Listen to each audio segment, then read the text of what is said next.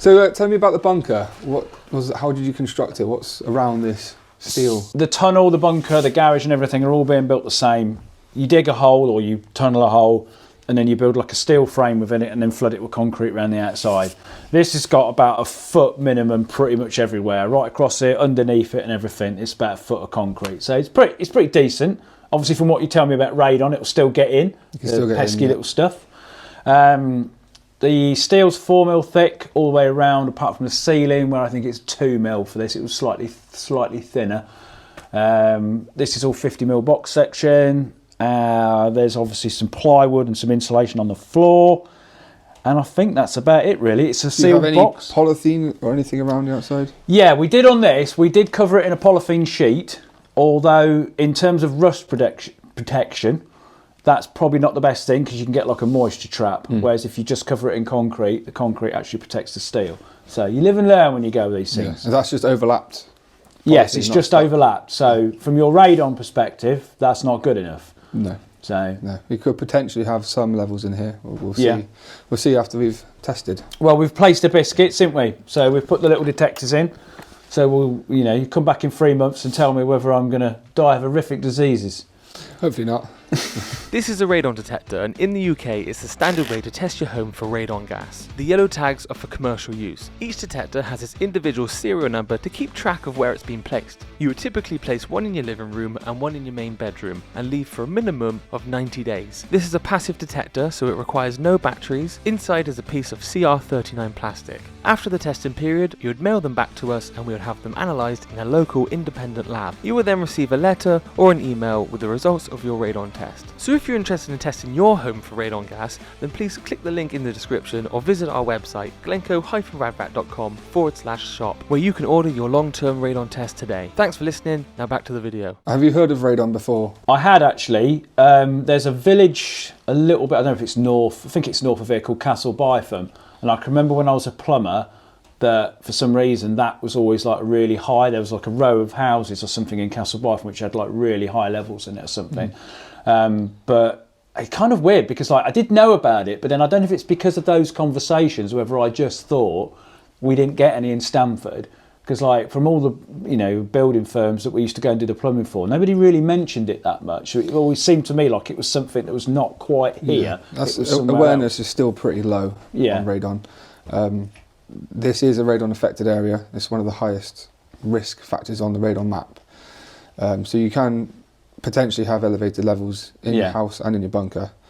But unless you do a test, you don't know what levels are. No. Anywhere in the country could have high levels. Well, fingers crossed, if in here is okay, then technically once the tunnel and the garage are finished, because the construction methods are pretty much the same, then hopefully they'll all be okay. But we'll have to see, because like you said, if it can penetrate through, nearly anything, then... It's radioactive, so it can come through concrete. There's 3 million atoms on a pinhead, so it is minute, and it will transfer through concrete, through polythene, and eventually through metal. Obviously, metal is not 100% sealed at all, so it can be drawn in. So how if we've got 4mm steel, like how many years would it take to penetrate through that, or is it literally just like it just depends on the levels whether it just comes through? It depends. If any of your welds have any minute gaps or cracks, it could come through there.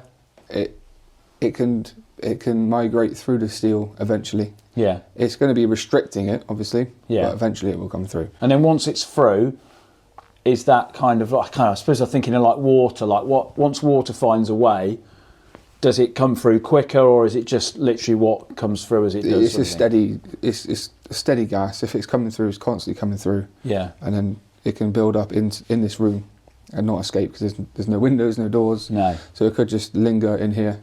And if you're down here, you could be breathing in elevated levels. So obviously I've got low level ventilation down there, there's a fan there, and then there's high level ventilation up there. Yep. So other than that, if we did have high levels of radon, what else would we have to do other than make sure that potentially comes on? Unfortunately, you have to fill it all in. No, we could look at pushing positive pressure in, so bringing more air in than what's coming out, which creates a slightly positive pressure in this bunker to suppress the radon entry and then dilute any radon that's come into the room. So could you nearly close off a bit of that? Potentially. So make that smaller so that the inlet is definitely bigger than the outlet? Yes, you could do. It's a bit like food, isn't it? Sort of thing. This hole's bigger than this hole. It will be a little bit suck it and see, to be honest. Yeah. So you might push more air in and your levels could go up or down. You might have to take more air out to see what works best. Right. So we've got biscuits in here, which you get the results of after 3 months, and then we're going to put some digital ones in, but they're not so accurate, so they're just literally just for a bit of jazz, really. Yeah, so they're for you to monitor them on your phone as and when you want to. They're accurate within 20-25% either way, plus or minus. So don't take them too literally, and the longer they're in for, the better they are. They need to be in for 3 months, like the 3-month test we have, for them to be accurate enough for me to give you a long-term average. Cool. Right. We'll see then, won't we? If I'm going to... what happens if you've got high level of radon? Is it like lung cancer? It's the second highest cause of lung cancer behind smoking, so the highest cause in non-smokers. And there's estimated 1,100 deaths per year in the UK alone. That could be more if, for example, someone has lung cancer and they're a smoker. That would be put down they're to in a smoking. radon house, they're kind of screwed. But if they die of lung cancer and they're a smoker, Yeah. it would be put down to smoking. Or if they ever have asbestos in their lungs, it would be put down to asbestos. It will not necessarily be put down to radon. Yeah. Because it's very hard to diagnose radon as the cause of lung cancer. Right. Nothing to worry about then, Colin.